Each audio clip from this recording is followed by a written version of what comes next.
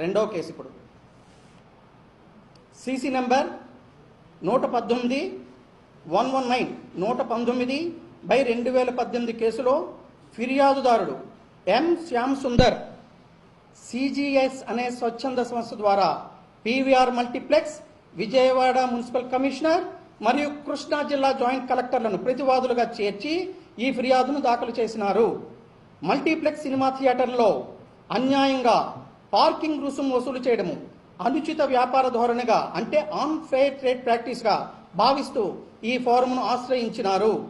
అయితే మొదటి ప్రతివాది అయిన పీవీఆర్ మల్టీప్లెక్స్ వారు దీనికి సమాధానంగా ఈ వివాదాన్ని స్వీకరించే అధికారం ఈ ఫోరంకు లేదని, మల్టీప్లెక్స్లోని సినిమా హాల్స్ నిర్వహణ మాత్రమే తాము చూస్తున్నామని, ఇతర ఉమ్మడి ప్రదేశాల్లో నిర్వహణ మాల్ అధికారులకు సంబంధించిన అంశమని, పార్కింగ్కు సంబంధించి తనకు ఫిర్యాదుదారుడికి ఎటువంటి ఒప్పందము లేదని, పార్కింగ్ నిర్వహణ మొత్తము రిపెల్స్ మాల్కు సంబంధించిన అంశమని, రిపెల్స్ మాల్ను పార్టీగా చూపించకపోవడం తీవ్రమైన లోపంగా భావించి ఫిర్యాదును కొట్టివేయమని మొదటి ప్రతివాది కోరడం జరిగింది.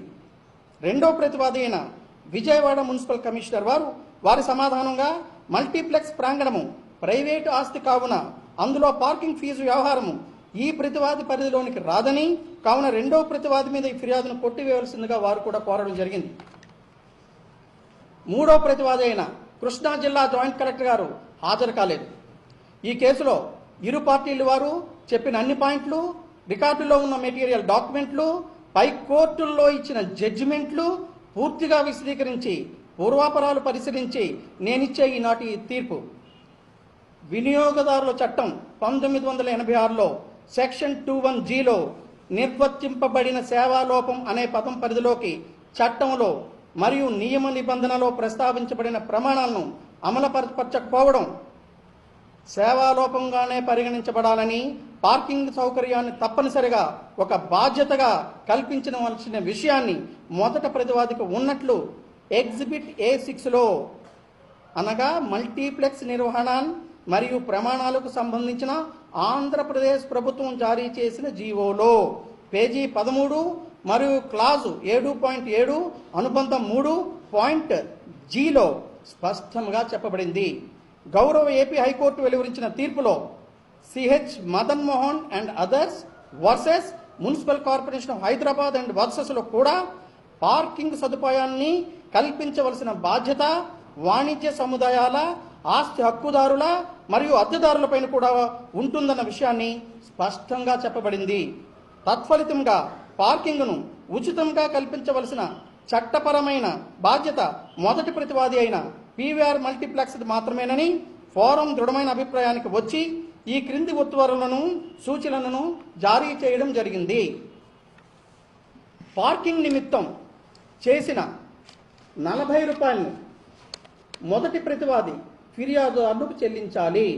2.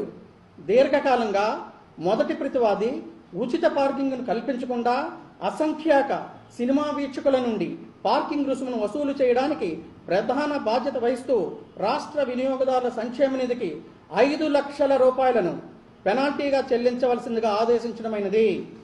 ఫిర్యాదుదారుడికి ఖర్చుల నిమిత్తము 5,000 రూపాయలను చెల్లించమని మొదటి ప్రతివాదిని ఆదేశించడమైనది.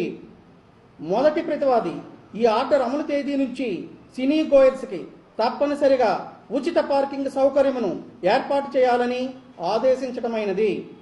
సూచన: రిపెల్ మాల్, మిగతా మాల్స్, వేరే మల్టీప్లెక్స్లు లాంటివి ఈ కేసులో ప్రతివాదులు కానప్పటికీ ఈ కేసులో ఉదహరించిన గౌరవ హైకోర్టు ఉత్తర్వులలోని నిబంధనలను వర్తించే అందరూ ఉచిత పార్కింగ్ సౌకర్యాన్ని కల్పించే బాధ్యతను 2-3 ప్రతివాదులైన విజయవాడ మున్సిపల్ కమిషనర్ మరియు కృష్ణా జిల్లా జాయింట్ కలెక్టర్లు తీసుకోవాల్సిందిగా సూచించడమైనది.